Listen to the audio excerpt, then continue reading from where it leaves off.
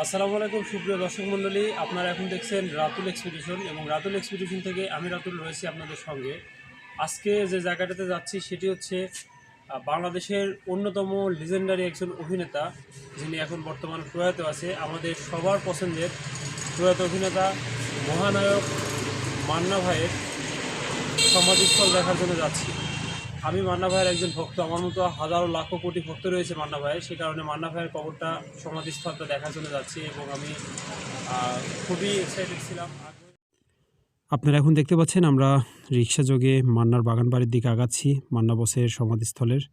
তো আমার home district Natore থেকে এলেঙ্গা যাওয়ার মুহূর্তের যে ভিডিওগুলো ছিল, মানে রাস্তার যে ভিডিওগুলো ছিল, সেই ভিডিওগুলো আমি হারিয়ে ফেলেছি। হারিয়ে ফেলানোর একটা বড় কারণ হচ্ছে ভিডিওটা আজ থেকে প্রায় 8-9 মাস আগে আমি রেকর্ড করে রাখছিলাম, কিন্তু সময় স্বল্পতার কারণে আপলোড দিতে পারিনি। তো সঙ্গেই থাকুন। এখানে এলেঙ্গাতে আসার পরে এখানে এক বড় ভাই আছে, সে সানোয়ার ভাই।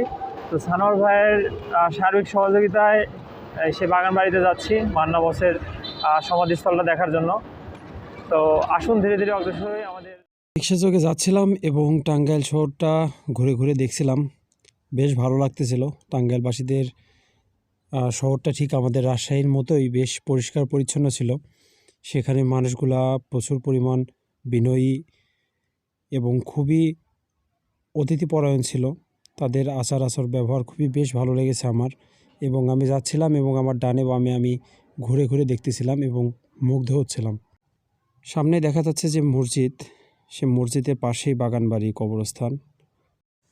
ইতিমধ্যে আমরা মান্না ভাইয়ের কবরস্থানের কাছাকাছি চলে এসেছি বা তার সমাধিস্থলের কাছাকাছি চলে এসেছি এবং আপনারা দেখতে পাচ্ছেন যে হাতের ডান দিকে যে মসজিদটা আছে, বাগানবাড়ি জামে মসজিদ, এর প্রতিষ্ঠাতাটাও কিন্তু আমাদের প্রয়াত মহানায়ক মান্না বস। এবং আপনারা দেখতে পাচ্ছেন যে আমরা মোসা তালুকদার ভিলার সামনে। এলেঙ্গা থেকে যদি রিক্সা যোগে আসেন তাহলে মোটামুটি 5 থেকে 10 টাকা ভাড়া নেবে। আমরা দুজন আসলাম রিক্সাতে 20 টাকা ভাড়া দিয়ে। এটা হচ্ছে মুসা তালুকদার ভবন, প্রোভাইডার শফি তালুকদার, এলেঙ্গা বাগানবাড়ি। তো এখানে এটা হচ্ছে এটা মান্না বসের একটা পারিবারিক কবরস্থান। এখানে তার পারিবারিক কবরস্থান এটা। আর এদের সামনেরটা মান্না বসের ভিতরে যে আসেন, মান্না বসের যে সমাধিস্থলটা আছে, সেই সমাধিস্থলটা হচ্ছে, আমি যতটুকু জানি, এইটা হচ্ছে তার সমাধিস্থল। যদি একটু কাছে থেকে দেখাই, এটা হচ্ছে মান্না বসের সমাধিস্থল।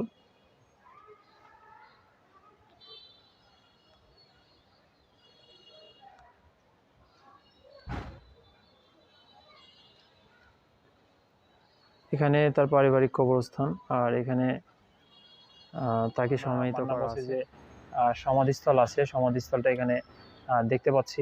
তো এটা উন্মুক্ত ছিল, ভক্তদের জন্য এটা উন্মুক্ত করে রাখা আছে। তার অভিনয় দেখে, তার অভিনয় জগতে মুগ্ধতা দেখে আমার মতো আরও লাখো লাখো ভক্ত এখানে আনাগোনা থাকে। এবং আপনারা যদি একটু দেখতে চান তাহলে দেখবেন যে পিছনেই মান্না স্যারের যে সমাধিস্থলটা আছে পিছনেই, এবং তার পারিবারিক কবরস্থান এটা। যদি একটু কাছে থেকে আপনাদের দেখাই তাহলে দেখতে পারবেন যে 17 ফেব্রুয়ারিতে মান্না স্যারের মৃত্যুবার্ষিকী ছিল। তো মৃত্যুবার্ষিকী উপলক্ষে এখানে তাকে শ্রদ্ধাঞ্জলি জানিয়ে গেছে মান্না ফাউন্ডেশন থেকে। এবং এটাই ছিল এস.এম. তালুকদার মান্নার সমাধিস্থল।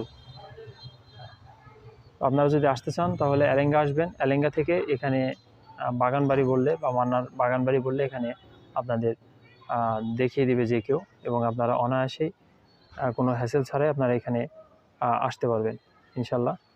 তো আজকের মতো এখানেই বিদায় নিচ্ছি। আপনারা সবাই ভালো থাকুন, সুস্থ থাকুন সুনিশ্চিত নিরাপদে, এই কামনা করেই আজকে আমি আপনাদের মাঝ থেকে বিদায় নিচ্ছি। আসসালামু আলাইকুম।